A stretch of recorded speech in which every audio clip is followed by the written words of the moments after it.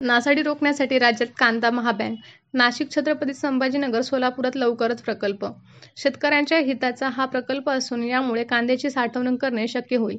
कांद्याला चांगला भाव मिळाल्यावर शेतकऱ्यांना त्यांची विक्री करता येईल. एकनाथ शिंदे. अणुऊर्जेचा वापर. कांदा हे नाशिवंत पीक आहे. अणुऊर्जेच्या माध्यमातून विकिरण प्रक्रिया करून कांदा अधिक काळ टिकवता येणे शक्य आहे. नव्याने सुरू होणाऱ्या कांदा महाबँकमध्ये या तंत्राचा वापर टिकाऊपणा वाढविण्यासाठी करण्यात येणार आहे. गुरुवारच्या बैठकीत सहभागी झालेल्या अणुशास्त्रज्ञांनी या प्रक्रियेबाबत उपस्थितांना माहिती दिली. लाडक्या बहिणींना मोफत गॅस सिलेंडर. मुख्यमंत्री अन्नपूर्णा योजनेची व्याप्ती वाढविण्याचा महत्त्वपूर्ण निर्णय महायुती सरकारने घेतला आहे. मुख्यमंत्री माझी लाडकी बहीण योजनेतील लाभार्थ्यांनाही वर्षाला 3 गॅस सिलेंडर मोफत देणार असल्याची माहिती आहे. मुंबई. अणुऊर्जेच्या मदतीने कांद्याची नासाडी रोखून त्याची साठवणूक क्षमता वाढविण्याच्या उद्देशाने राज्यात कांदा महाबँक प्रकल्प हाती घेण्यात आला आहे.